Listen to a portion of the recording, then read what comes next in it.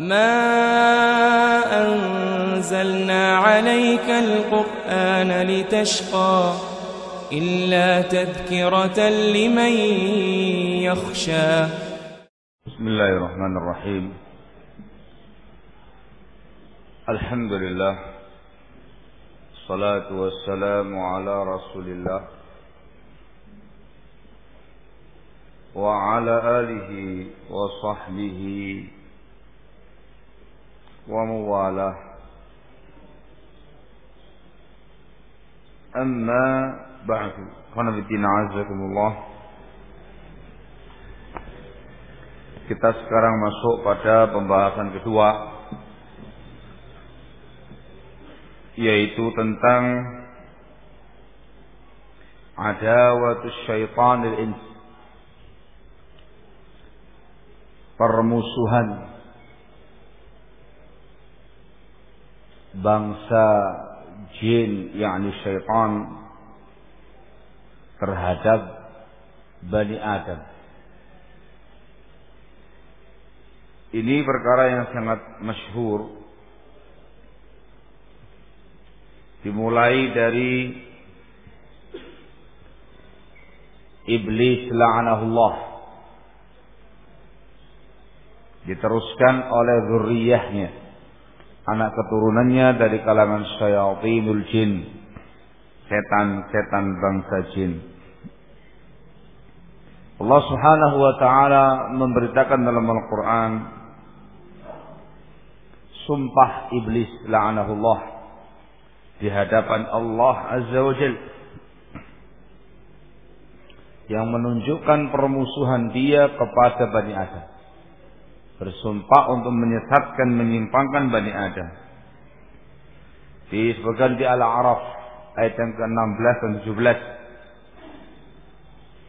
Allah Subhanahu wa taala memberitakan tentang sumpahnya iblis.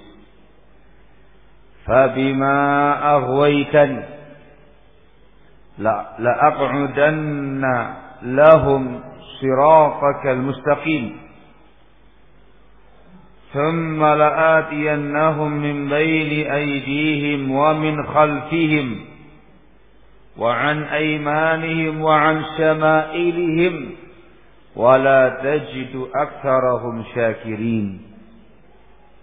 Iblis menyatakan, dengan sebab engkau telah menyimpangkan aku, wahai Allah, wahai Rabbku, maka sungguh-sungguh aku akan duduk menghalangi mereka Bani Adam dari jalan engkau yang lurus. Kemudian sungguh-sungguh aku akan datangi mereka dari arah depan mereka, dari belakang mereka, dari sebelah kanan mereka, dan dari sebelah kiri mereka. Dan engkau ya Allah tidak akan mendapati kebanyakan mereka bersyukur. Itu menunjukkan permusuhan yang sangat, dendam yang sangat dari iblis terhadap Bani Adam. Kalimat Shiratal Mustaqim jelas maknanya adalah agama Allah yang lurus, dinul Islam, meliputi kitabullah, sunnah Rasulnya sallallahu alaihi wasallam, Islam al-haq. Ini merupakan penafsiran salaf terkait dengan kalimat ini dalam ayat ini. Dalam ayat ini iblis bersumpah untuk duduk menghalang-halangi Bani Adam dari agama Allah yang mulia, dari Islam, dari kebenaran, dari amal yang saleh. Disebutkan dalam sebuah hadis, diriwayatkan oleh Imam Ahmad dalam musnadnya, dari hadis Saburah ibnu Abi Fakih radhiyallahu taala anhu, dan dia hasan. Rasulullah sallallahu alaihi wa ala alihi wasallam bersabda, "Inna syaitana qa'ada libni Adam bi atruqihi." Sesungguhnya setan duduk di semua jalan-jalan, di semua jalur-jalur menghadang Bani Adam. Faqa'ada lahu bi tariqil Islam. Faqala ataslamu wa tadharu dinaka wa dina abaika wa abai abaik. Rasul mengatakan setan pun duduk menghalangi dia di jalur Islam. Ada jalan Islam. Bani Adam mau masuk Islam, dihalangi sama setan. Dia mengatakan kepada Bani Adam, kamu masuk Islam. Kamu tinggalkan agamamu dulu, agama bapakmu, agama moyang-moyang kamu itu. Demikian dikasih was-was. Fa'asahu fa'aslam. Bani Adam pun durhaka kepada iblis, dia masuk Islam. Lewat, selamat dia. Thumma qa'ada lahu bi tariqil hijrah. Kemudian setan ini menghalangi Bani Adam pada jalur hijrah. Dia kepingin hijrah, dihalangi sama setan. Faqala atuhajiru wa tadhara arbaka wa sama'ak. Kamu kepingin berhijrah, kamu tinggalkan tempat kelahiran kamu. Kamu tinggalkan bumimu, langit kamu yang kamu hidup lahir di sana, tanah airmu. Wa innama mafalu al-muhajir kal faras situl. Perumpamaan orang yang berhijrah kayak kuda, lama dan panjang jalannya, safarnya. Fa'asahu wa hajar. Bani Adam berhasil, dia mendurhakai iblis, dia pun berhijrah. Thumma qa'ada lahu bi tariqil jihad. Wa huwa jihadun nafsi wal mal. Kemudian setan menghalangi lagi Bani Adam di jalur berjihad. Jihad melawan hawa nafsu dan jihad dengan harta benda. Faqala, katanya iblis tadi, tuqatil, satuqtal, satungkahil mar'ah, tuyushamul mal. Kamu mau perang. Kalau kamu perang, kamu akan dibunuh. Kalau kamu dibunuh, istri kamu dinikahi sama orang lain. Harta kamu dibagi-bagi sama ahli waris kamu. Fa'asahu fasyahad. Karena Bani Adam durhaka sama setan tadi, dia pun berjihad. Lepas. Ini menunjukkan dan menegaskan ayat di atas bahwasanya setan betul-betul menghalang-halangi Bani Adam dari semua perkara kebaikan. Kemudian makna ayat summa la'atiyannahum min baini aydihim. Kemudian akan datangi mereka dari sebelah depannya.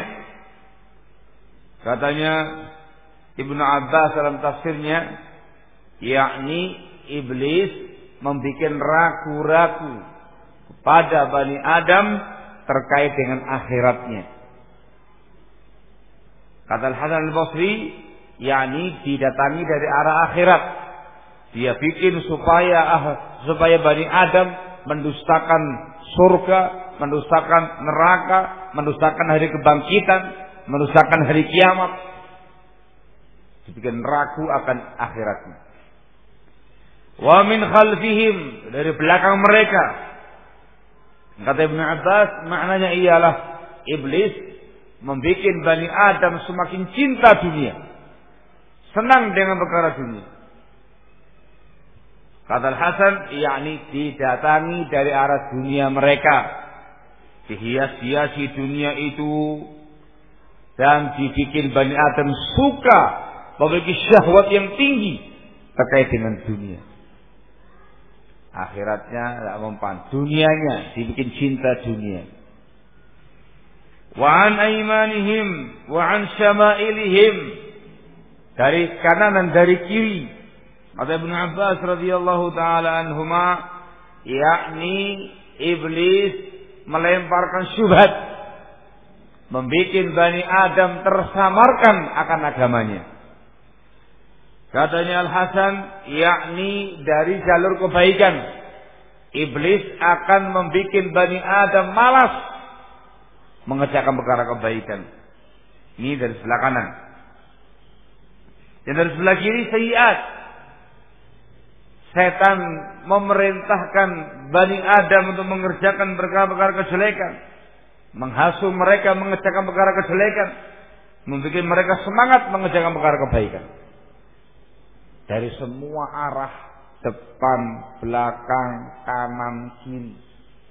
Katanya para ulama tidak berani mengatakan dari atas, dikarenakan Allah Azza wa Jalla ada di atas.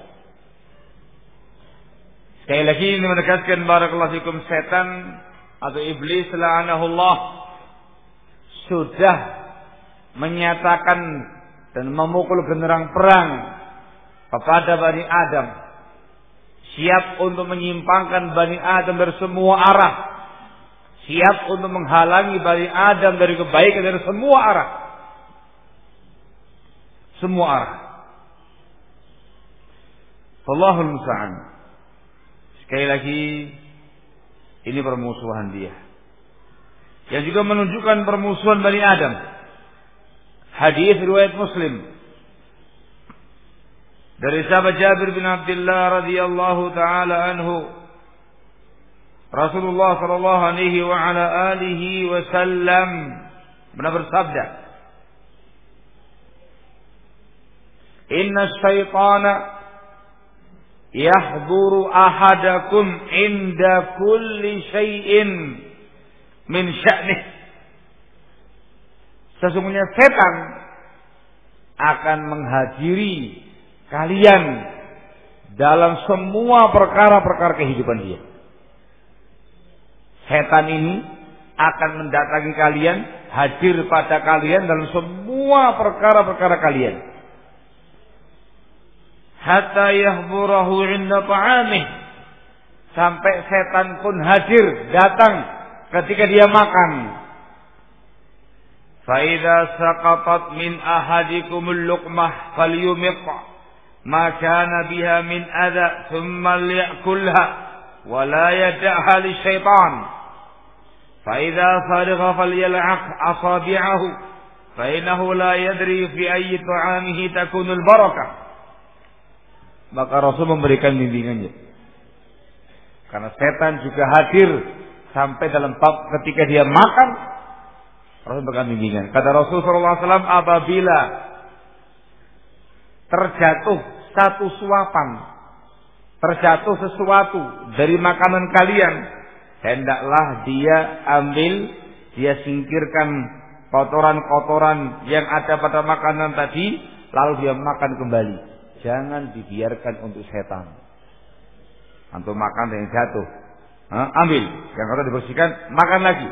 Jangan dibiarkan untuk setan.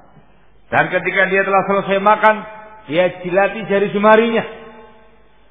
Sebab dia tidak tahu pada makanan sebelah mana barokahnya itu. Jika dihabiskan semua yang di piring, di nampan, sendok, yang di jari sisa, dihabiskan semua. Supaya dia meraih barokahnya makan, dan jangan tertinggal untuk setan. Barakallahu. Ini menunjukkan mula barakallahu fikum, betul-betul setan ini mendatangi semua urusan Bani Adam. Ketika dia makan tak pakai basmalah, ikut makan bareng sama dia. Bahkan dalam sebagian riwayat, mohon maaf ini, ketika dia mengumpuli istrinya nggak pakai basmalah, main sama istrinya bertiga. Nauzubillah. Ini permusuhan yang sangat barakallahu fikum. Hadis yang lain yang juga menunjukkan permusuhan syaitan terhadap Bani Adam. Hadis Bukhari Muslim, wal lafdhu li Muslim, dari Safiyah binti Huyai radhiyallahu taala anha, bahwasanya Rasulullah sallallahu alaihi wa ala alihi wasallam bersabda, "Inna syaitana yajri minal insani majrad dam." Sesungguhnya setan itu mengalir pada manusia pada aliran darahnya. Barakallahu fikum. Ada yang memaknakan secara zahir, Allah Subhanahu wa taala memberi kekuatan kepada setan, kepada iblis. Dikasih kemampuan untuk mengalir dalam tubuhnya manusia di tempat aliran darah. Ada lagi yang menafsirkan maksudnya ialah bahwasanya setan ini betul-betul tidak akan melepaskan anak Adam. Akan terus menyimpangkan dia, menyesatkan dia. Sering demikian seolah-olah melekat kepada Bani Adam. Dan tidak dilepaskan sama dia. Ada lagi yang menafsirkan maknanya ialah bahwasanya setan melemparkan was-wasnya kepada Bani Adam dengan cara yang lembut, dengan cara yang tersembunyi sampai masuk dalam hati Bani Adam tadi itu. Ini semua adalah tafsir dari para ulama terkait dengan riwayat ini. Intinya faedahnya kata An-Nawawi rahimahullahu taala, wa fihi, di antara faedah hadis ini adalah al-isti'dad litahaffuzi min makaidi syaitan fa innahu yajri minal insan majrad dam fa yata'ahhabul insanu lil ihtirazi min wasawisihi wa syarrih wallahu a'lam. Di antara faedahnya adalah mempersiapkan diri, isti'dad, persiapan menjaga diri dari tipu daya setan. Dikarenakan setan ini mengalir pada manusia, pada aliran darahnya, maka seorang insan harus bersiap-siap untuk menjaga diri dari waswas setan dan dari kejahatan-kejahatan setan. Wallahul musta'an. Ini semuanya menggambarkan permusuhan dia, dan itu telah lama. Semenjak Nabi Adam, ayah kita alaihi salatu wassalam, sampai yaumul qiyamah nanti.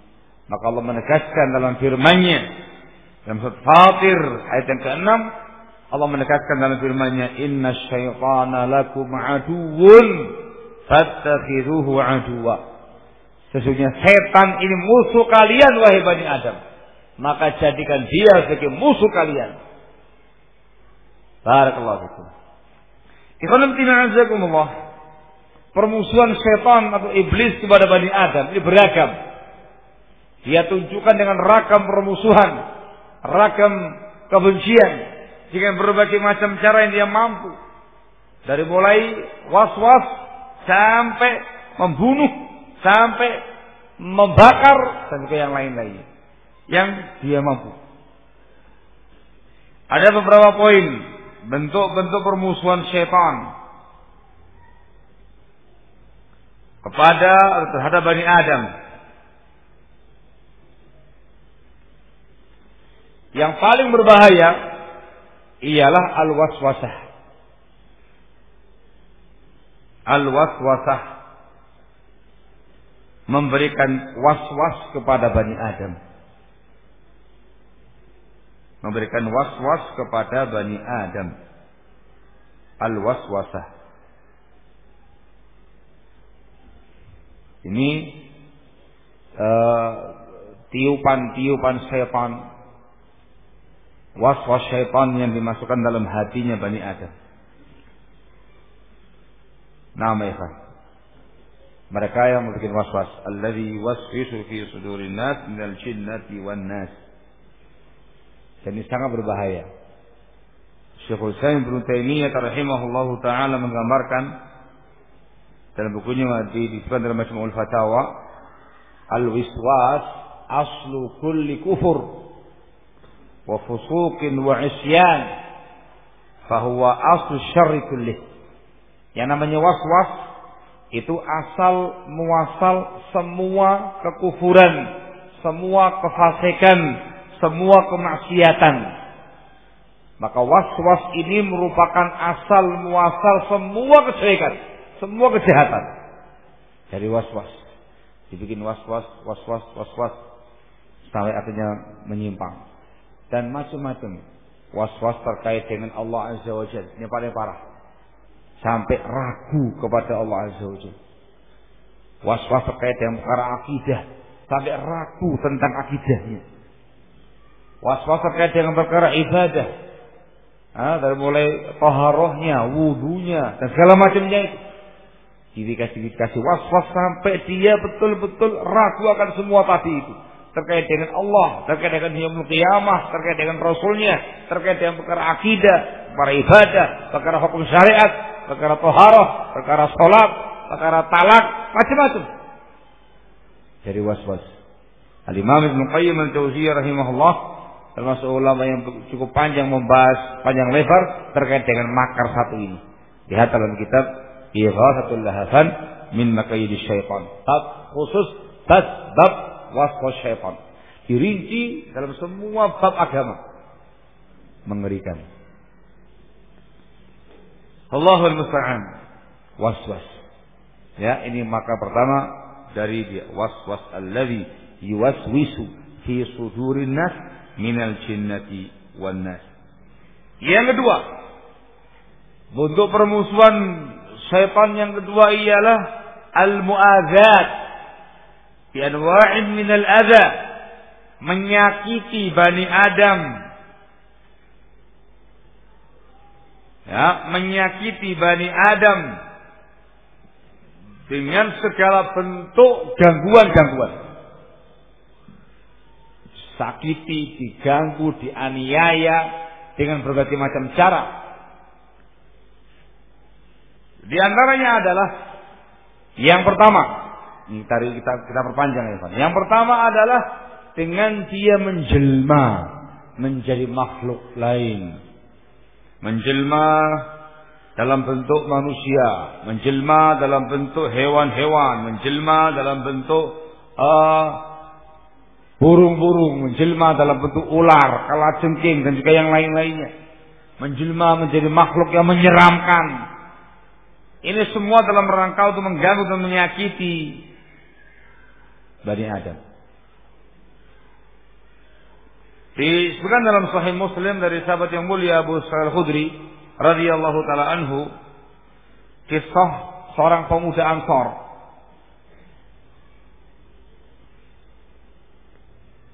Dia ini baru pengantin baru. Masih muda, baru menikah, pengantin baru. Ketika dia pergi keluar dari rumahnya, dia pulang lihat istrinya di luar. Cemburu dia, marah dia. Kenapa kamu kok keluar? Jangan marah. Lihat di dalam rumah. Dia mendapati ada hayyatun azimah, ular yang besar sedang melingkar di ranjangnya. Tidak pakai pikir panjang, langsung dia menghunuskan pedangnya, dia langsung bergulat melawan ular tadi itu. Kata sang rawi, faqatalaha wa qatalathu. Maka pemuda itu pun membunuh sang ular, ular pun membunuh sang pemuda, sama-sama mati. Disampaikan kepada Rasulullah SAW, maka beliau bersabda, kata beliau SAW, inna bil madinati jinnan qad aslamu. Sesungguhnya di kota Madinah ini ada jin yang telah masuk Islam. Fa idza ra'aitum minhum syai'a fa'adhinuhu thalath ayyam. Kalau kamu mendapati dari ular-ular semacam ini, maka izinkan dia 3 hari. Fa in badalakum ba'da dzalika faqtuluhu fa inna ma huwa syaitan. Kalau nampak bagi kamu setelah itu dia bukan jin Islam tadi, bunuh dia. Dikatakan dia adalah setan. Di kota Madinah. Jadi beliau memberitakan di Madinah banyak jin-jin masuk Islam. Jin itu dalam bentuk ular. Paham ya?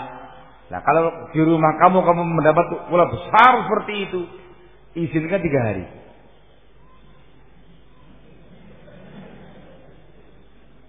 Izinkan 3 hari. Kalau dia jin muslim gak bakal mengganggu. Izinkan 3 hari. Kalau ternyata nampak bagi kamu dia bukan jin tadi, bunuh dia, ini setan. Faktuluh, bunuh dia, ini setan. Ya kan kelihatan. Kalau misalkan ada ular begitu, lihat. Kalau dia jin muslim, dia akan langsung pergi, lari nyelinap gitu. Tidak bakal lama. Tidak bakal mengganggu. Nah, kalau dia ular betulan, Langsung memangsa, kalau nggak mangsa kamunya, ya mangsa anaknya kamu, ya mangsa ayamnya kamu atau apanya begitu. Oh ini ular bunuh dia. Ini adalah syaitan di kota Madinah.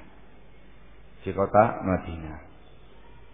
Terkait dengan kesan kota Madinah ada pembahasan cukup panjang di kalangan para ulama dalam bab ini. Kalau ada ular di dalam rumah, ada yang mengatakan fa'aziluhu salasa, itu dikasih peringatan 3 kali dengan menyebut nama Allah, keluar dari sini.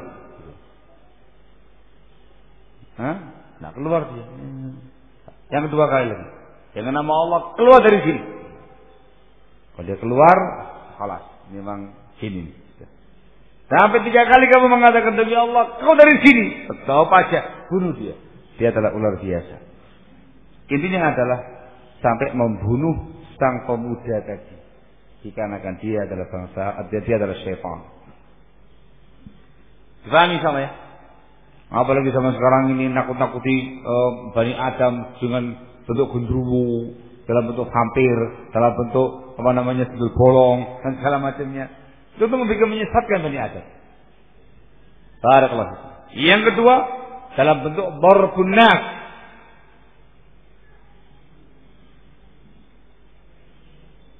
Memukul Bani Adam.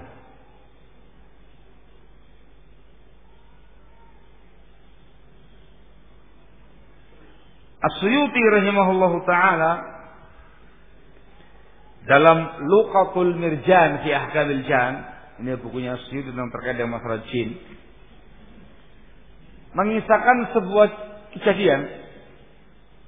Beliau menyatakan dulu Al-Qadhi Abu Bakar Ibn Al-Arabi rahimahullah termasuk ulama yang mengingkari pernikahan jin dan manusia.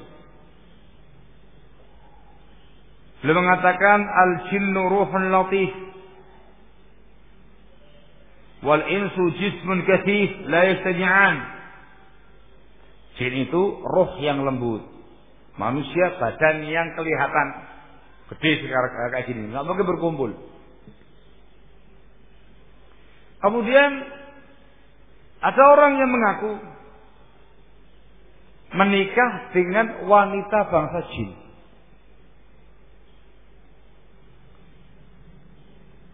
Tinggal beberapa saat, tiba-tiba perempuan dari bangsa jin tadi itu memukul suaminya dengan tulang onta.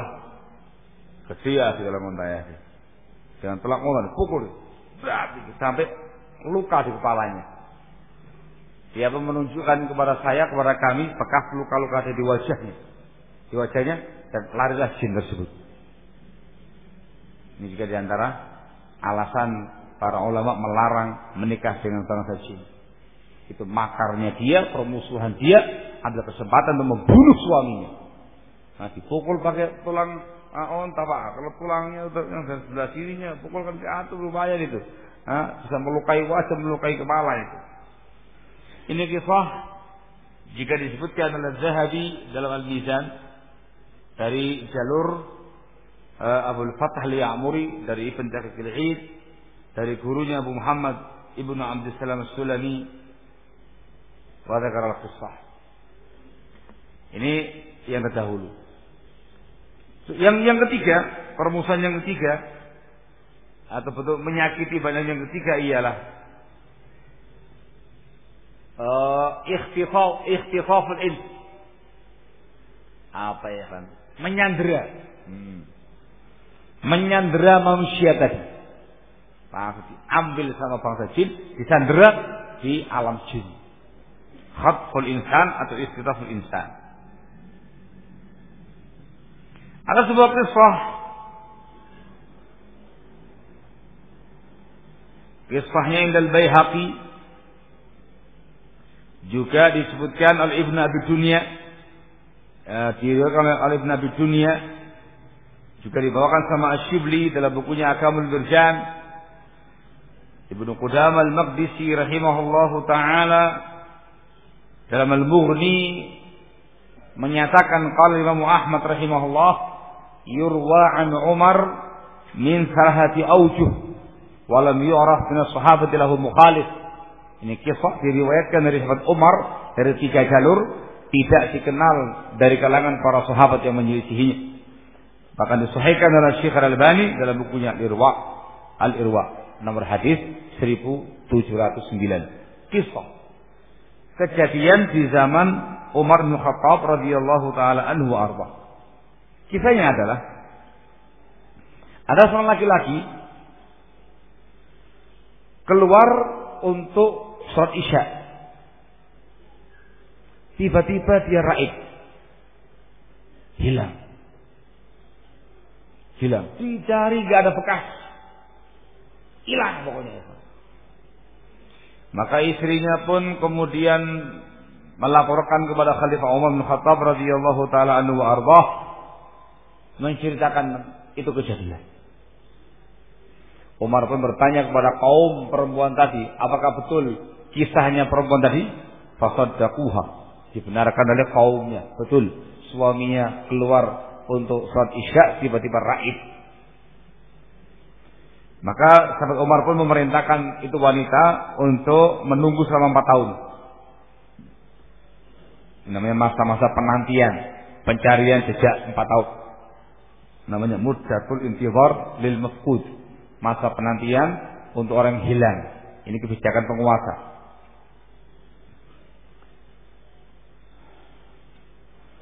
Tayyib ditunggu selama 4 tahun. Nunggu 4 tahun sampai selesai 4 tahun. Datang lagi pada Khalifah Umar memberitakan dia telah menunggu 4 tahun. Ditanyakan kepada kaumnya apakah betul? Dikatakan betul. Dia perempuan yang tinggal raib sama suaminya dan sudah menunggu 4 tahun. Maka Umar pun memerintahkan dia dipersilakan untuk menikah kembali. Itu namanya kebijakan penguasa. Artinya suami kamu sudah dinyatakan raib, hilang, dan selama penantian tidak ketemu, maka dia telah mati. Semenjak pengumuman dikatakan mati, menunggu masa iddah 4 bulan 10 hari. Silakan kamu menikah setelah itu. Maka menikahlah itu wanita dengan laki-laki yang lain.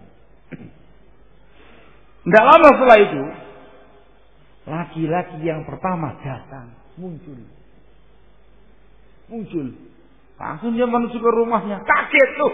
Ada laki-laki yang lain. Siapa itu? Repot. Ini perempuan juga bingung. Oh iya, ini suami saya dulu. Repot ini. Oh tidak bisa, saya menikah masih dengan saya. Oh tidak bisa, saya suami dia yang dulu itu. Wah repot.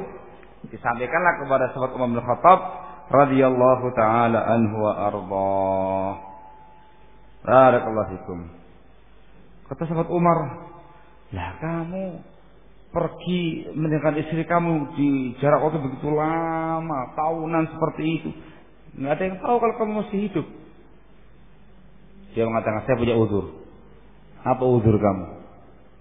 Cerita dia. Kenapa kok sekian tahun lamanya raib? Cerita. Dia mengatakan, aku itu keluar dari rumah waktu Isya, mau salat berjamaah dengan kaum salat Isya. Tiba-tiba aku disambar oleh bangsa jin. Nah, raib dia kan, sandera sama bangsa jin. Maka saya di sana, ya lama, selama waktu itu aku di sana, di tempatnya bangsa jin tadi itu. Zamanan tawil. Ini jin-jin kafir, disandera oleh jin-jin kafir. Sampai kemudian ada peperangan antara jin-jin mukmin dengan jin kafir tadi itu. Perang jin mukmin dengan jin kafir, perang. Nah, ketika perang itu yang menang jin mukmin. Mereka pun membunuh jin kafir dan mendapatkan tawanan-tawanan perang. Di antara tawanannya adalah saya, kata laki-laki itu. Dikatakan oleh mereka, ini bukan bangsa kita ini. Apa agamamu? Muslim. Oh, Muslim? Iya. Kalau begitu kamu seagama dengan kami. Tidak boleh bagi kami untuk menawan kamu. Sekarang kamu pilih, mau tinggal bersama kami, bangsa jin yang Muslim ini, atau kamu mau pulang ke rumah kamu. Saya pilih pulang. Jadi orang waras. Ngapain juga di masjid? Saya pilih kurang. Maka mereka membawa aku di situ malam dan mereka membawa aku di suatu malam. Kemudian sampailah aku di tempat yang sekarang ini saya berada. Dipulangkan kembali ke daerah asalnya. Jadi kalau di malam hari itu diajak bincang-bincang, di siang hari itu kayak angin kencang saya ikuti. Dia menggambarkan tentang kecepatan bangsa jin tadi itu membawa dia ke tempat asalnya tadi. Titik. Katanya Umar, kamu makan apa selama di sana? Dia mengatakan, kullu ma lam yuzkar ismullahi alaih. Semua makanan yang tidak disebutkan nama Allah padanya. Yang dibaca tadi ya, ini makanannya bangsa jin-jin kafir. Terus apa minuman kamu di sana? Dia mengatakan minumanku adalah al-jadas. Katanya Qatadah, al-jadas ialah minuman yang tidak sampai membuat mabuk. Al-jadas. Barakallahu fiikum. Dipahami soalnya? Itu kisah kejadian di zaman Umar dan sahih riwayatnya. Peristiwa Bani Adam barakallahu fiikum disandera oleh bangsa jin. Oleh bangsa jin. Barakallahu fiikum. Terus gimana nasibnya tadi? Dengan istri gimana? Diterima uzurnya sama sahabat Umar. Gimana nasib dengan istrinya yang telah dinikah sama laki-laki yang lain? Nasibnya bagaimana ya Pak? Disebutkan dalam riwayat, fa khayyarahu Umar bainal mar'ati wa bainas sadaqah. Maka sahabat Umar pun memberi pilihan kepada dia, silakan kamu pilih kembali kepada istri kamu atau mendapatkan kembali maharmu. Kalau misalkan memilih istrinya, ya sudah. Dengan laki-laki yang kedua langsung fasakh, bukan talak, bukan fasakh, langsung bubar pernikahan. Dipahami soalnya ya? Nah, kembali kepada suami yang pertama. Kalau dia memilih shadaq, yakni itu istrinya harus mengembalikan maharnya dia dahulu, sudah. Khulu. Kemudian dia dengan suami yang kedua, laki-laki nikah dengan yang lain.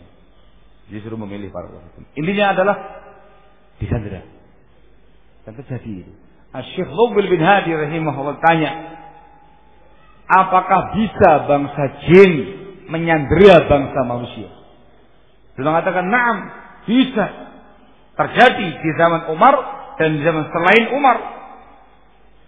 Bahkan bisa jadi mereka menyambar atau menyandera bangsa manusia dan dia tinggal di tengah-tengah mereka sekian waktu lamanya, mungkin balik, mungkin tidak balik.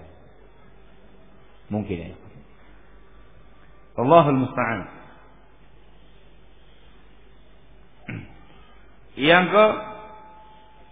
Contoh yang ketiga, yang keempat, bentuk permusuhan menyakiti Bani Adam contoh yang lain ialah al-ihraq, berusaha untuk membakar Bani Adam, membakar Bani Adam.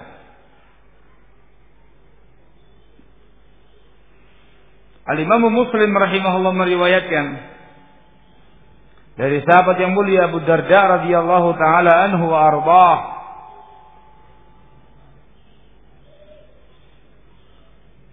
bahwasanya Rasulullah sallallahu alaihi wa ala alihi wasallam sedang salat. Tiba-tiba kami mendengar beliau mengatakan, "A'udzu billahi minka." Ini lagi salat ya, Pak. Lagi salat beliau mengatakan, "A'udzu billahi minka." Kemudian beliau mengatakan lagi, "Al'anuka bi la'natillah." Aku laknat kamu dengan laknatnya Allah. 3 kali beliau mengatakan demikian. Tiba-tiba beliau membentangkan tangannya hendak menangkap sesuatu. Begini. Itu disaksikan oleh para sahabat. Tatkala beliau selesai salatnya, kami bertanya, "Ya Rasulullah, kami mendengar engkau mengucapkan sesuatu dalam sabda engkau ya Rasulullah yang belum pernah kami dengarkan sebelumnya, dan kami melihat engkau ya Rasulullah, tangan engkau seakan-akan hendak memegang sesuatu. Ada apa ya Rasulullah? Beliau menceritakan inna aduwallahi iblis ja'a bi shihabin min nar liyaj'alahu fi wajhi. Musuh Allah iblis tadi datang membawa obor api, ingin menjadikan itu api di wajah, membakar wajahnya Rasulullah SAW. Maka saya mengatakan tadi a'udzubillahi minka 3 kali, dan saya mengatakan ala'anuka bila'natillah 3 kali. Ternyata dia tidak mau mundur juga. Maka saya kepingin menangkap dia. Saya kepingin menangkap dia. Kata Rasul, kalau bukan karena doa saudaraku Nabiullah Sulaiman, niscaya pagi hari itu iblis diikat di tiang-tiang masjid, dipermainkan oleh anak-anak kota Madinah. Tangkap, ingat doanya Nabiullah Sulaiman terkait dengan mereka ini, dilepaskan sama Rasulullah SAW. Syahidnya adalah ingin membakar wajah Rasul SAW. Rasul dimusuhi, apalagi yang selain beliau. Ini adalah cara mereka untuk menyakiti Bani Adam. Dibakar. Contoh yang lain adalah dicuri uangnya. Sarikatul amwal, ini poin yang keberapa? Yang kelima ya.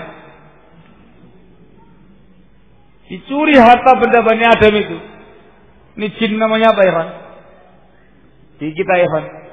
Tuyul-tuyul. Dan juga khodam-khodamnya para dajjal. Dari kalangan tukang sihir. Dari kalangan tukang teluh. Syayatinul ins. Yang memang memelihara khodam-khodam dari setan bangsa jin untuk mengambil hartanya orang lain. Disimpan sama mereka, sama jin-jin tukang-tukang sihir itu, tukang teluh itu, dukun-dukun dipelihara itu tuyul, diperintahkan untuk mengambil uangnya Bani Adam. Disebutkan oleh Ibnu Taimiyah rahimahullahu taala dalam Majmu'ul Fatawa, beliau mengisahkan seorang dajjal dari dajjal manusia ini. Kalau dikatakan dajjal itu para dukun-dukun pendusta.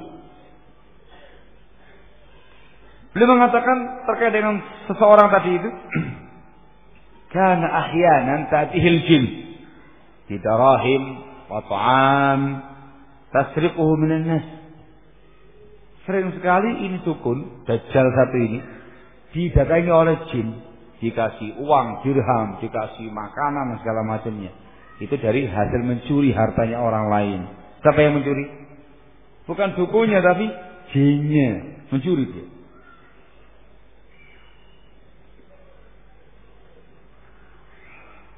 Hatta inna ba'dhan nasi kana lahu dinun fi kuwarah. Sampai ada sebuah cerita, seseorang punya buah tin, atau buah tin ya, dalam tempatnya, dalam keranjangnya itu. Waktu itu si Syekh Dajjal tadi itu kepingin buah tin. Dia menyuruh khadam-khadam setan dia tadi itu untuk mencari buah tin. Pergi cari. Dapat dikasihkan sama Dajjal tadi itu. Itu yang memiliki buah tin, kehilangan buah tinnya. Mana buah tin saya? Tidak ada ini. Ketahuan dicuri sama Dajjal ada. Barakallahu fikum. Ini dimasukkan oleh para ulama bahwasanya mereka pun juga mengganggu Bani Adam, menyakiti Bani Adam dengan cara mencuri uangnya. Ini seringkalinya bukan untuk mereka. Mengapa jika mereka pakai uang rupiahnya Bani Adam atau uang dirham? Itu untuk siapa ya Pak? Dukun-dukun yang memelihara mereka. Ada kolaborasi, ada bukan ta'awun ya. Oh ya ta'awun ya Pak. Al-ismul udwan antara setan bangsa manusia dan bangsa jin. Allahul musta'an. Ada lagi bentuk yang lainnya lagi ya ikhwan. Ialah jin-jin tadi berusaha untuk membawa anak Adam sesungguhnya ke tempat-tempat sampah, ke tempat-tempat yang kotor, tapi digambarkan dibawa ke surga, untuk menyimpangkan, menyesatkan Bani Adam tadi. Jika ada kisahnya ya Pak. Disebutkan oleh Ibnul Hajj dalam bukunya Al-Madkhal. Hikayat cerita tentang sebagian murid. Ada syekh, ada murid-murid. Sebagian murid ini dia biasa menghadiri majelis syekhnya. Biasa hadir. Tiba-tiba terputus, lama dah hadir. Ditanyakan sama syekhnya, mana fulan? Kok tidak pernah kelihatan? Dikatakan dia sehat, fi afiyah gitu. Oh gitu ya. Tolong ke rumah dia, panggil dia suruh hadir. Datanglah dia, hadir. Ditanya sama syekhnya, apa yang membuat engkau putus taklim? Kenapa kamu nggak pernah hadir taklim? Katakan baik-baik kisahnya sang murid ini ya Pak. Dia mengatakan, ya Sidi, wahai Tuanku, wahai guruku, saya datang ke tempat taklim ini supaya aku bisa mencapai surga. Saya datang ke tempat taklim ini kan mengkaji ilmu, niatannya supaya bisa mendapatkan surga. Wal'an qad wasaltu. Sekarang sudah nyampe, aku sudah nyampe surga. Sehingga tidak ada perlu lagi aku hadir ke tempat taklim ini untuk mencapai surga. Aku sudah mencapai surga, aku sudah masuk surga. Hiung ini gurunya ini tanya, nah, bagaimana caranya kamu bisa mencapai surga itu? Diceritakan sama sang murid. Setiap malam dia dikatakan setiap malam dia itu sholat dan wirid di surga. Di surga. Barakallahu fikum. Kata sang syekh, tidak mungkin ya wahai muridku, tidak mungkin. Wallahi ma tafaltaha abadah. Tidak mungkin, kamu tidak mungkin masuk surga selama-lamanya, tidak mungkin surga itu. Nah, ya gitu, surga di surga. Aku salat di surga, aku wirid zikir di surga. Kata syekhnya, boleh gak aku ikut sama kamu? Boleh gak ikut sama kamu? Supaya aku bisa masuk surga, sebagaimana kamu juga masuk surga. Kata murid, "Naam, boleh sih, boleh." Malam itu Syekh bermalam di rumahnya sang murid. Setelah selesai salat Isya, tiba-tiba datang seekor burung besar di depan pintu. Katanya murid, "Syekh, burung inilah yang membawa aku tiap malam menuju dalam surga." Maka Syekh sama murid naik di gunung di burung tadi itu. Gitu ya. Masya Allah. Malam-malam ya Pak. Dibawa terbang sesaat, kemudian diturunkan mereka berdua di sebuah tempat yang banyak pohon-pohonnya, pohon-pohon hijau. Di tempat mereka dulu gersang semua, padang pasir ya. Nah, dikasih sebuah tempat yang hijau, penuh dengan pohon-pohonan. Ya surga namanya ya. Surga ini. Kata sang murid. Baik, sudah dengar situ. Surga sudah, bayangan mau surga. Tidak lama sang murid kepingin sholat malam. Faqama liyusalli. Muridnya bangkit kepingin sholat. Gurunya duduk. Kata sang murid, "Ya Sayyidi, wahai guruku, kamu enggak qiyamul lail?" Katanya Syekh, "Ya bunai, al-jannah hadhihi. Al-jannah hadhihi. Wa laysa fil jannati salat." Anakku, surga ini. Surga ini. Tidak ada di dalam surga ada salat. Surga ya akhi, surga. Tidak ada setelah surga itu. Nah, muridnya enggak peduli. Ya salat, gurunya duduk. Gurunya duduk. Ketika menjelang terbitnya fajar, datang tuh burung. Datang lagi, turun untuk bawa pulang. Kata sang murid kepada gurunya, "Ya Syekh, ayo sekarang waktunya kita pulang ke rumah kita." Kata Syekh, "Ijlis." Duduk kamu di sini. Ma ra'aitu ahadan yadkhulul jannah wa yakhruju minha. Aku belum pernah melihat orang sudah masuk surga kok pengen keluar lagi. Enggak ada itu. Idris, duduk sini. Surga ini. Nah, ngapain keluar lagi? Surga ini. Idris. Akhirnya duduk. Burungnya ini gelisah. Dia sudah mulai menepuk-nepukkan sayapnya. Gelisah dia. Sampai dia bersuara begitu. Sampai dia yakin mereka berdua gak bakal pergi. Barakallahu fikum. Kata sang murid kepada gurunya, ya Syekh, ayo cepat bangun, ayo cepat bangkit, ayo. Nanti kalau gak bangkit dia marah. Gimana ini nanti? Nah, Syekhnya langsung ngasih pelajaran adab kepada muridnya. Katanya sang guru, hadza yadhak alaik. Ini burung tadi dia mengkepak-kepakan sayapnya, bersuara. Dia menertawakan kamu. Hadza yadhak alaik. Yuridu an yukhrijaka minal jannah. Dia menertawakan kamu. Masa apa dia kepingin memberikan kau dari surga? Udah biar saja, itu menertawakan kamu itu. Masa dia nyuruh kamu kau dari surga? Udah begini sama saya. Surga ini, surga kata dia. Setelah itu sang syekh mulai membaca Al-Quran.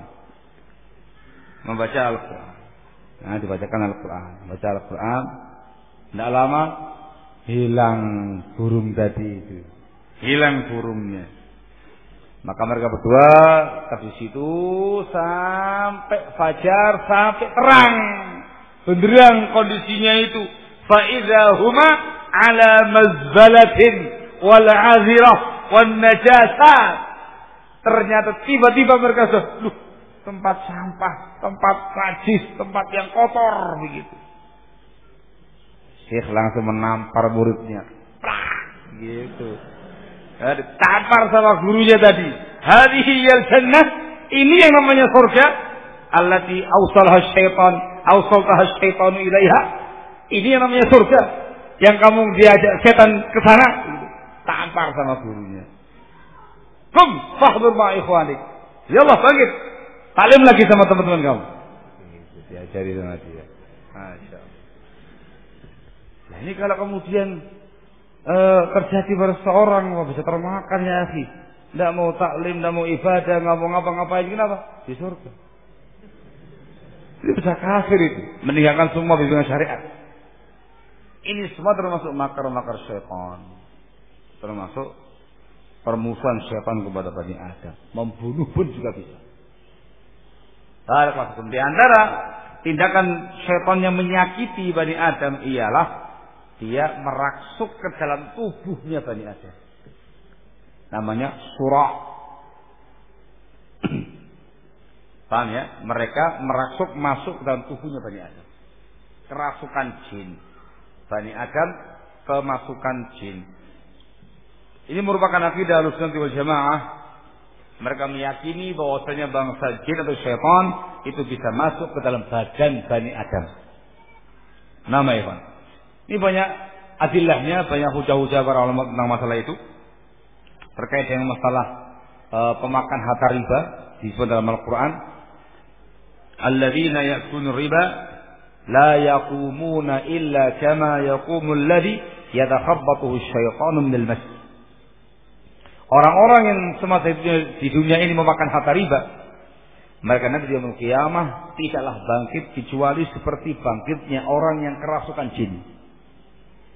Dimunculkan jin bisa masuk ke dalam tubuhnya Bani Adam. Barakallahu fikum. Juga kisah di zaman Nabi kita Muhammad SAW, wanita yang hitam namanya Ummu Zufar dari Ibnu Abbas radhiyallahu taala anhu dalam Bukhari Muslim. Ibnu Abbas mengatakan kepada Atha bin Abi Rabah, maukah kamu saya tunjukkan seorang wanita penghuni surga? Dikatakan mau Ibnu Abbas. Hadihi nih perempuan hitam ini. Dia dahulu di zaman Rasulullah SAW datang pada beliau mengeluhkan keadaan dirinya, ya Rasulullah, inni usra, wa inni atakasyaf.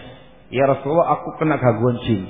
Aku kerasukan jin, dan kalau kerasukan jin terbuka auratku ya Rasulullah. Fad'ullaha li.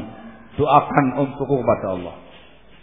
Rasul mengatakan in syi'ti sabarti walakil jannah wa in syi'ti da'autullaha ayyu'afiyat.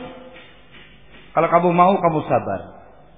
Nanti kamu akan dimasukkan surga oleh Allah Azza wa Jalla. Walakal jannah, dapat surga.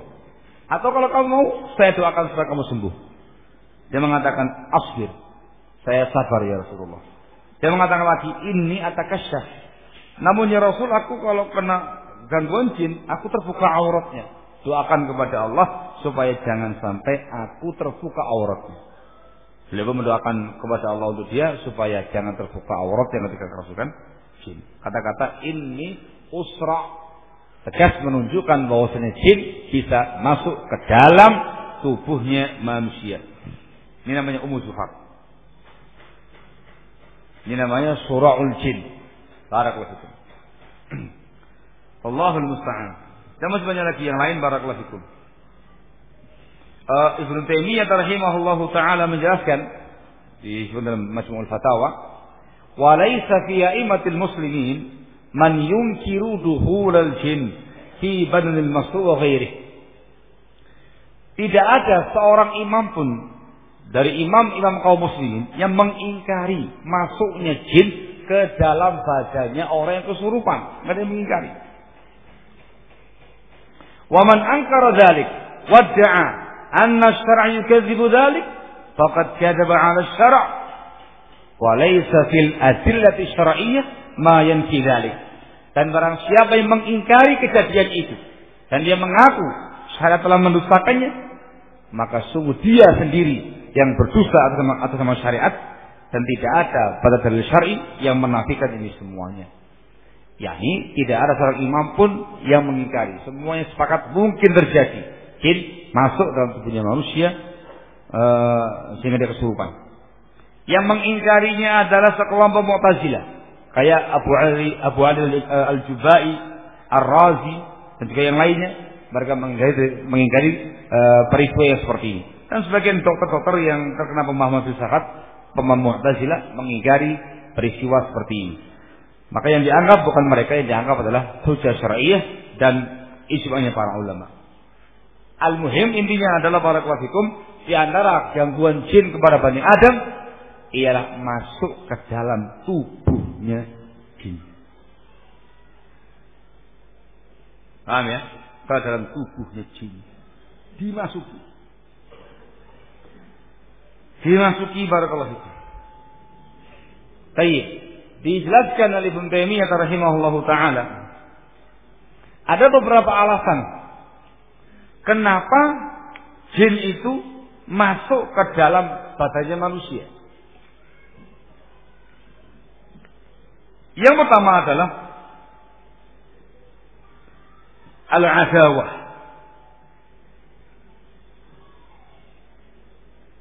Dikarenakan permusuhan bangsa jin tadi kepada Bani Adam. Sengaja dimasuki untuk dia sakiti, untuk dia siksa, untuk dia aniaya, untuk dia zalimi.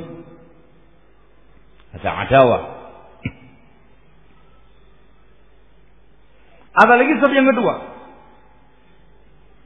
Dikarenakan bangsa manusia tadi mengganggu bangsa jin, membolimi bangsa jin, entah dengan sengaja atau nggak sengaja. Beliau mengatakan wa taratan yakunul insi azahum idza bala alaihim aw sabba alaihim ma'an harra aw yakunu qatala ba'dahum aw ghairu dzalika min anwa'il adha. Terkadang sebabnya itu karena bangsa manusia, anak manusia ini menyakiti bangsa jin. Terkadang dia mengencingi mereka. Ya nggak tahu. Ya kamu lagi bakal kecil, ternyata yang kamu kencingi bangsa jin. Kamu mengencingi mereka, marah mereka, ganggu antum. Atau dia menuangkan air panas kepada mereka, membuang air panas, ternyata mengenai jin-jin tadi itu. Atau mungkin manusia tadi membunuh sebagian bangsa jin tadi. Entah sengaja atau nggak sengaja kan. Maka mereka pun marah. Dan ini sebagai penyebab sering terjadinya manusia kerasukan bangsa jin. Marah, balas dendam, bahkan mungkin bisa membunuh orang tadi. Harapnya rame-rame ya, masuknya banyak, masuk puluhan bangsa jin. Diganggu, disakiti, kadang sampai gila, kadang sampai mati. Dikarenakan balas dendam. Sebab yang ketiga, bisa jadi karena senang dengan bangsa manusia tadi. Ini membahayakan. Jin wanita senang sama kamu. Senang sama kamu, wahai laki-laki manusia. Senang. Maka dia kepingin lengket terus sama antum. Dia pun merasuk itu punya antum. Bahaya ini. Antum bisa merasakan yang aneh-aneh ya, Pak. Wih, apa ini? Wah, bahaya ya, akhi. Lah iya, mungkin nanti antum tahu-tahu basah. Hati-hati loh ya, akhi. Bahaya itu. Nah, yang ini susah lepasnya dikarenakan kagum cinta. Nah, gitu ya. Atau sebaliknya, yang jin laki-laki senang sama muslimah, masuk dalam tubuhnya supaya lengket kepadanya. Allahul musta'an. Ini juga disebutkan oleh Ibnu Taimiyah rahimahullahu taala. Barakallahu wal jinni qad yuhibbul insi kama yuhibbul insi al insi wa kama yuhibbu rajul mar'ah wal mar'atu rajul wa yagharu alayhi wa yakhdumu bi asya' wa idza sara ma'a ghairihi faqad yu'aqibuhu bil qatl wa ghairihi. Kullu hadza waqi'. Kata Ibnu Taimiyah, bangsa jin kadang mencintai bangsa manusia sebagaimana bangsa manusia mencintai bangsa manusia. Sebagaimana laki-laki senang sama wanita, wanita senang sama laki-laki. Karena cinta dia masuk ke dalam tubuhnya manusia itu. Dia cemburu kadang. Juga mengkhidmat yang dia cintai dengan berbagai macam perkara. Nah, ketika ini bersama dengan orang lain, marah, cemburu dia. Kadang dibunuh gara-gara itu. Paham ya? Jin wanita senang sama antum. Senang sama antum pokoknya. Datang penampakan ke antum. Kira-kira kalau senang penampakannya apa ya? Gendruwo apa? Sendul bolong atau apa ya? Apa dia? Itu penampakannya perempuan cantik. Cantik. Nah, sudah ngerayu-ngerayu kamu. Bahaya loh itu. Nah, itu mungkin terjadi. Mungkin. Ngerayu-ngerayu kamu. Sudah, nampak lagi godain. Terus bagaimana perempuan-perempuan nakal godain antum? Terus nempel begitu. Masuk ke tubuhnya antum. Saking cintanya, lengket sama antum. Antum minta apa dikasih. Dikhidmat sama dia. Khidmat. Saking cintanya cemburu dia. Tiba-tiba antum mengkhidmat seorang wanita. Wanita apa ini? Manusia. Antum pengen nikah. Tahu dia kamu menikah dengan perempuan yang lain. Marah dia, cemburu dia. Dua hal. Ima membunuh wanita tadi. Supaya dia nggak nikah sama perempuan tadi. Atau membunuh kamu. Na'udzubillah. Semuanya waqi'. Semuanya waqi'. Itu kenapa terjadi pernikahan antara jin dan manusia. Mungkin terjadi. Walaupun secara syariat tidak diizinkan. Ada pernikahan dikarenakan ada hawa, ada ishq. Ada cinta di antara dua bangsa yang berbeda ini, ya. Ini sulit. Anda diruqyah, tidak bakal keluar dia. Saking cintanya dipegangi terus, tidak mau kayak gitu. Diruqyah terus pokoknya sama dia terus. Ini setengah mati. Nah, repotnya kalau yang manusia juga cinta. Ya sudah. Kelapis. Allah musta'an. Nah. Yang keempat, sebab kenapa dimasuki oleh bangsa jin ialah min babil abad bil ins, jahil kepada manusia. Kata Ibnu Taimiyah rahimahullah, wa taratan yakunu bi tariqil abad bihi kama ya'bathu sufahaul insi bi abnai sabil. Terkadang itu jin barakallahu fikum masuk ke dalam tubuhnya manusia karena jahil saja. Jahil gitu ya, godain dia. Sebagaimana manusia-manusia yang safi godain orang yang lewat begitu, itu juga begitu. Tapi dengan cara memasuki bangsa jin tadi. Ini paling gampang dikeluarkan. Di ruqyah gitu keluar dia. Pergi dia, dikarenakan nggak ada misi sama sekali. Ada lagi yang ke berapa? Ada lagi yang kelima. Ini bukan jin jahat, bukan jin kafir. Dia jin muslim, jin yang soleh ya kawan. Namun dia caranya kurang tepat. Yakni jin-jin soleh tadi masuk ke dalam tubuhnya manusia supaya menasihati dia. Ya, akan dirasuki, enggak diruqyah. Diruqyah dia keluar, dia ngomong, saya jin muslim. Gitu. Saya jin muslim. Saya sengaja masuk ke badan teman kamu ini, nasihati dia. Teman kamu ini salatnya malas, temannya kamu ini banyak dosanya, temannya kamu ini banyak kemaksiatannya, temannya kamu ini banyak gini-gininya. Gitu. Assalamualaikum, pergi dia setelah itu. Caranya salah, dikarenakan membolimi orang lain, cuman terjadi seperti itu. Ini semua disebutkan oleh para ulama Ikhwan, dan yang upaya membahas bab seperti ini Ibn Taimiyah dimasukkan dalam Majmu'ul Fatawa juz yang keempat. Sebentar, Majmu'ul Fatawa juz yang ke-15. Juga di At-Tafsir Al-Kadir karya Ibn Taimiyah juz yang keempat. Al-Muhim beragam tindakan yang dilakukan oleh para syaitan untuk menggoda Bani Adam, menyakiti Bani Adam, memusuhi Bani Adam. Yang paling parah was-was. Dan yang kedua menyakiti dengan beragam gangguan dan penganiayaan para pelaku. Allahul musta'an. Dan ini yang harus kita waspadai pada fitin azakumullah. Di antara upaya dan cara untuk melawan bangsa jin, bangsa syaitan, supaya kita selamat dari tipu daya syaitan, dari makar-makar syaitan, ialah barakallahu fikum yang pertama dengan tafaqquh fi din.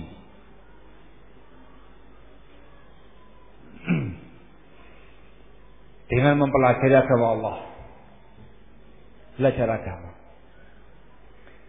Baik, dengan ilmu agama inilah seorang insan, anak manusia bisa membentengi dirinya dari berbagai macam waswas syaitan, tipu daya syaitan. Yang kedua adalah ittiba'us sunnah, mengikuti sunnah Rasul sallallahu alaihi wasallam. Lahir batin ya Pak. Juga demikian penjagaan terhadap bangsa jin. Yang ketiga taqwallah, bertakwa kepada Allah Subhanahu wa taala, melaksanakan perintah menjauhi larangan, menjadi hamba Allah yang saleh, melaksanakan ketaatan kepada Allah Azza wa Jalla, menjauhi larangan agama, jadi hamba Allah yang kuat, yang bertakwa, yang saleh. Yang berikutnya adalah al-muhafadzah al-azkar syar'iyyah wal ad'iyah syar'iyyah. Selalu menjaga zikir-zikir syar'inya, doa-doa yang syar'i. Barakallahu fikum. Zikir pagi, zikir petang, zikir-zikir dan doa-doa yang disebutkan dalam syariat dari mulai kita bangun tidur sampai tidur kembali. Kamu jaga itu, baca, jaga. Zikir itu merupakan benteng yang sangat kuat yang membentengi kita semua dari gangguan para syaitan. Barakallahu fikum. Yang berikutnya lagi adalah gemar taubat dan istighfar kepada Allah Azza wa Jalla. Banyak istighfar, banyak taubat kepada Allah dari semua dosa. Berikutnya lagi adalah dengan tawakal kepada Allah Azza wa Jalla. Memasrahkan semuanya kepada Allah Tabaraka wa Ta'ala. Tawakal kepada Allah, mohon pertolongan kepada Allah, jika jangan bertawud kepada Allah Azza wa Jalla dari semua gangguan makhluk jin. Ini sebagai upaya penjagaan, namanya dafa'. Ketika terjadi kemasukan bangsa jin, maka diupayakan rafa', mengangkat dan mengeluarkan jin tadi dengan cara ruqyah syar'iyyah. Langsung diruqyah dengan dibacakan Al-Quran, ayat ruqyah, dan dibacakan doa-doa yang ma'thur, zikir-zikir yang ma'thur untuk menghilangkan pengaruh jin-jin tadi. Barakallahu fikum.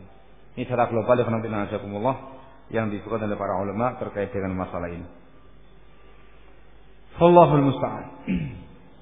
Di antara upayanya adalah memakan beberapa makanan-makanan yang bisa menepis gangguan jin atau gangguan sihir. Seperti memakan kurma ajwa, kurma Madinah. Barang siapa yang memakan kurma ajwa setiap hari, setiap pagi 7 butir, maka tidak akan membahayakan dia racun ataupun sihir pada hari itu. Nah, ini adalah upaya-upaya untuk menyelamatkan diri dari gangguan bangsa jin. Barakallahu. Jika menyelamatkan diri dari gangguan sihir-sihir, teluh-teluh dan semisalnya. Kita membentengi diri kita dengan poin-poin tadi, dan ketika ada yang terkena langsung diruqyah dengan ruqyah syar'iyyah sampai tuntas, sampai selesai. Barakallahu fikum. Wallahu taala alam bissawab. Ini secara global yang saya sampaikan. Barakallahu fikum. Saya persingkat dikarenakan waktunya yang enggak memungkinkan. Kita perlu istirahat untuk persiapan ba'dal maghrib nanti. Barakallahu fikum. Wallahu taala alam bissawab. Ada yang mau sampaikan? Di antara Bani Adam yang sering diganggu itu wanita, terutama ketika mereka sedang haid, sedang nifas. Itu kondisi lemahnya wanita muslimah, sehingga dianjurkan sangat ketika mereka sedang haid atau nifas memperbanyak berzikir kepada Allah Azza wa Jalla, memperbanyak membaca Al-Quran supaya jangan blank, jangan kosong. Barakallahu fikum. Walaupun dia nggak sholat, tapi perbanyak zikir kepada Allah Azza wa Jalla. Apakah hukum suami yang hilang di zaman Umar tadi bisa diterapkan di negara kita dengan tanpa ridhonya pemerintah? Tidak bisa. Kalau ada kasus seperti itu langsung dilaporkan pada pihak penguasa, karena mereka lah yang menentukan kebijakan. Apakah termasuk waswas dari syaitan laki-laki yang takut poligami? Wah, ini pertanyaannya mancing. Jawabannya tidak. Itu bukan was-was ya.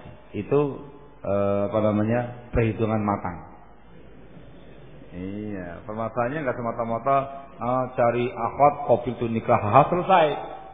Kan seperti itu. Harus menata yang satu, menata yang ini, segala macamnya. Itu poligami yang bertanggung jawab. Kalau yang kepingin merusak sunnah poligami, ya tadi itu. Tahu-tahu nikah, tahu-tahu cerai, ribut, nikah, cerai, ribut, perusak ini. Tapi bertanggung jawab itu ditata semuanya.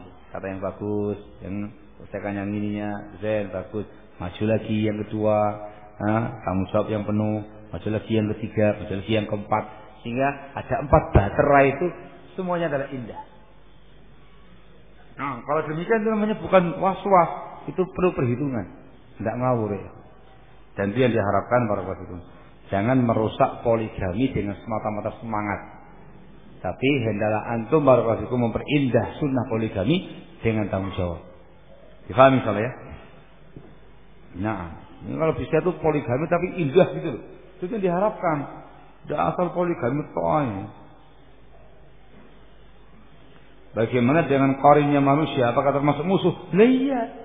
Itu jin kafir yang membuat antum itu terkena was-was, yang membisik-bisiki antum perkara-perkara yang jelek, itu musuh kamu itu. Satu orang satu loh. Belum lagi jin yang lainnya loh. Iya. Tepis semua itu dengan zikir kepada Allah dan berbagai macam cara yang disebutkan tadi para kelas.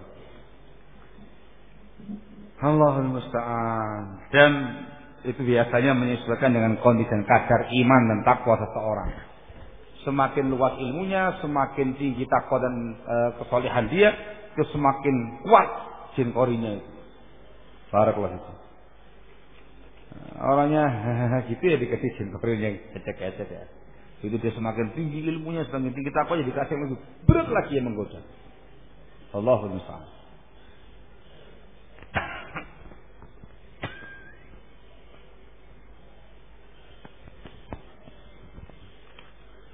Pembahasan jin urusannya nikah lagi saya mantu ini. Bahasanya was-was nikah segala macam. Apakah jin bisa dibunuh? Pembahasannya apakah boleh membunuh bangsa jin? Jawabannya sebagaimana membunuh manusia. Ada perincian. Itu disebutkan oleh Ibnu Taimiyah rahimahullah. Secara umum tidak boleh membunuh bangsa jin sebagaimana tidak boleh membunuh bangsa manusia, dikecualikan ketika ada sebabnya. Difahami soalnya, sebagaimana manusia, ketika ada sesuatu yang syar'i, maka boleh membunuh dia. Jangan dia jin kafir. Tayyib merasuki seseorang, kamu ruqyah, dia ngelawan, kamu ruqyah, ternyata panasan, mati dia setelah itu. Ya sudah, tidak ada masalah. Dia telah membolingi Bani Adam dan kamu hanya meruqyah dan dia mati karena hal tersebut. Tidak ada masalah. Apa kamu bisa dipukul? Gimana cara mukulnya ya? Hei gitu. Nah, jinnya. Itu mungkin kalau dia menampakkan diri di hadapan antum. Ada penampakan, tahu-tahu ada genderuwo di banyak antum. Dan orangnya berani. Mau pukul dia. Auzubillahi gitu. Mungkin ada penjelmaannya. Tapi kalau nggak ada apa-apa, tiba-tiba aku pengen pukul jin. Begitu. Wah, wah. Ini dia. Kamu ngapain dasi? Tahu-tahu begini. Aku mukul jin. Jin sopo? Allah Ta'ala. Itu maka kalau ada penampakan. Ada orang yang lemah, begitu ada jin langsung kemasukan. Ada yang dia pakai jin dan dia kuat. Kuat dia, bisa ngelawan, bisa. Ketika dia kuat dan dianjurkan untuk bertawud, a'udzubillahi minka. Jadi dilakukan Nabi kita Muhammad sallallahu alaihi wasallam. Barakallahu. Disebutkan oleh para ulama, bangsa jin itu penakut. Bangsa jin itu penakut. Tapi takutnya kepada hamba Allah yang soleh. Ada kalau itu. Itu disebutkan dalam hadis tentang sahabat Umar. Rasul mengatakan, wahai Umar, sungguh jin-jin setan takut sama engkau. Ketika mendapatkan engkau di sebuah jalan, dia akan lari cari jalan yang lain. Jadi katakan mereka adalah penakut kepada hamba Allah yang saleh. Nah, jin ini suka nakut-nakuti manusia dan sering berhasil karena manusianya penakut, gitulah ya Pak. Tapi kalau manusianya nggak penakut, pemberani, nggak bakal berani mereka mengganggu kalian. Kecuali karena permusuhan yang sangat. Jika ada keluarga atau teman yang kerasukan jin, apakah yang meruqyah itu harus memiliki syarat? Persyaratannya sesungguhnya afdal ya Pak. Lebih afdal ketika yang meruqyah orang saleh. Semakin saleh, semakin bertakwa kepada Allah, semakin manjur bacaannya. Yang kedua, bacaan Qur'annya bagus dengan tajwid dan segala macam. Dan dia mengerti ruqyah syariah. Meruqyah dengan ruqyah syariah. Kemudian dianya tawakalnya kepada Allah. Ini adalah ikhtiar, tawakalnya kepada Allah Azza wa Jalla. Yang diruqyah juga demikian. Dia menyandarkan semuanya kepada Allah Azza wa Jalla. Meyakini Allah yang menyembuhkan dia, bukan orang tersebut. Ini sebagai sebab saja. Ya, ketika semuanya sama-sama memaksakan diri kepada Allah Azza wa Jalla, maka akan datang kesembuhan dengan cepat. Itu disebutkan oleh Ibnu Qayyim dalam bukunya Ad-Da'u wa Dawa. Ya, kalau orangnya begitu, itu hanya membaca paling, baru membaca ta'awud, membaca Al-Fatihah, baru membaca ayat kursi sudah kelebak-kelebak sini dia. Ada dialog lalu dia keluar. Barakallahu fikum. Kadang sini juga kuat. Kamu baca lama gitu, tak muncul. Terus kamu baca, tak muncul. Terus kamu baca, terus sampai dia lemah sudah. Dia akan teriak setelah itu. Ketika dia bisa diajak dialog supaya dia kalau kafir supaya dia masuk Islam, kalau dia jadi Muslim supaya dia keluar. Melawan ruqyah lagi, terus sampai dia lemah. Dia mati ya sudah. Barakallahu fikum. Ada kalanya jin tersebut kuat dan usil mengganggu konsentrasinya kamu yang meruqyah. Kamu lagi meruqyah itu orang yang kena kerasukan jin, kamu ruqyah. Dia ngempet nahan, menunjukkan panasnya. Kuat lama, harus sampai membaca Al-Baqarah ini. Nah, ini enggak muncul ini. Tahu-tahu bacaannya salah. Tajwidnya keliru. Dia ngomong begitu, tergantung jin apa yang masuk. Kalau jin Bugis ya pakai bahasa Bugis. Kalau jinnya Arab ya pakai bahasa Arab.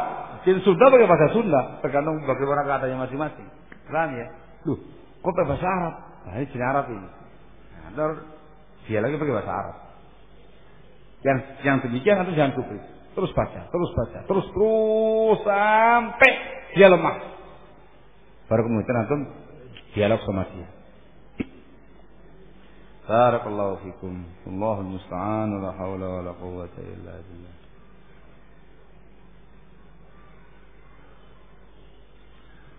Loh, kok boleh nggak boleh? Apakah manusia bisa kawin dengan jin? Kalau boleh, apakah bisa menghadiri walimahnya? Tadi bahas tadi, tidak boleh secara syar'i.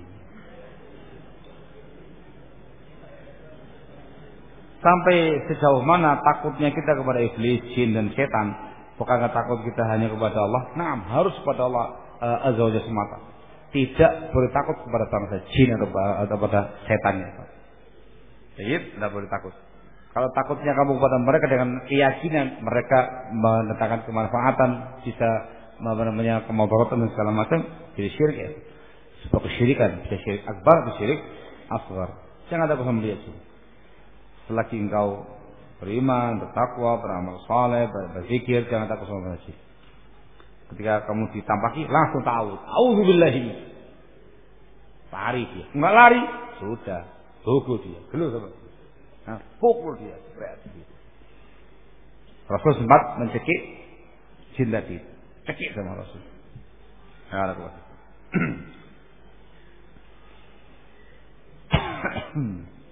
Mungkin dia bertanya, Ustaz, ada beberapa fenomena ya di masyarakat itu. Di masyarakat tidak ada yang kena gangguan jin. Tapi kok banyak di pondok-pondok salafi, Ahlussunnah banyak kena jin. Gimana ya Pak? Jawabannya adalah misi bangsa jin tadi, hukum asalnya adalah permusuhan. Nah, kalau Bani Adamnya itu sudah jahil, sudah ahli maksiat, sudah ahli kemungkaran, sudah fasik, yang ngapain juga diurus? Sudah menyimpang, sudah bagus itu, jangan diganggu, teruskan. Sementara yang ini Masya Allah, dia berusaha untuk belajar agamanya, mengamalkan sunnah dan segala macamnya. Ini ancaman berat bagi para setan, diganggu supaya dia putus dari semangat belajar, putus dari semangat beramal, putus dalam menjalankan sunnah. Sakit dan diganggu. Yang pertama. Atau yang kedua, bisa jadi pondok tadi itu dulunya bekas-bekas tempat sampah. Bekas tempat sampah, karena harganya murah, antum beli, bebaskan lahannya, antum bersihkan, bangunlah sebuah pondok di situ. Ia sarangnya jin. Kenapa? Dikarenakan tempat sampah tempatnya jin. Caranya sebelum ditempati diruqyah dulu tempat tadi. Terus diruqyah sampai hilang pengaruhnya. Atau dulu tempat-tempat yang apa namanya, yang kalau Jawa bilang rumbuk, apa ya rumbuk namanya? Yang banyak selak belukarnya, yang banyak gitu levelnya. Itu juga tempatnya bahasa jin. Atau dulunya memang tempat-tempat yang seperti itu. Maka memang sarangnya jin. Bahkan mungkin kerajaan jin. Nah, pas antum lagi kerja bakti, bersih-bersih, ternyata antum porak-porandakan semuanya itu.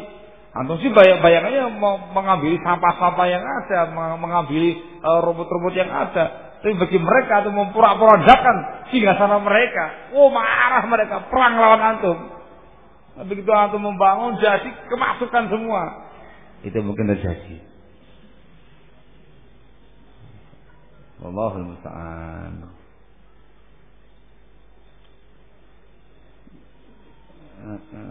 Bagaimana cara membedakan jin kafir sama jin muslim? Waduh, kalau jin muslim yang baik tidak bakal merasuki manusia. Kecuali tadi ada sebagian kasus dia salah cara merasuki untuk menasihati. Yang biasa masuk dalam badan manusia itu jin kafir atau jin yang fasik. Kebanyakan adalah kafir. Ciri-cirinya ketika dibacakan Al-Quran itu panas mereka. Panasan di jin kafir, panas yang luar biasa. Jin muslim ketika dibacakan Al-Quran semakin sejuk, semakin dingin. Makanya tempatnya mereka di mana? di masjid, di rumah-rumahnya orang yang saleh, sejuk mereka ya. Jin kafir dibacakan Al-Quran, wah menjerit dia, kepanasan. Barakallahu fikum. Ini namanya perpaduan dari ayat, hadis, keterangan para ulama dan pengalaman ngurusi orang kerasukan. Nah, jadi saya langsung lihat bagaimana kondisi-kondisinya ketika itu para kelas.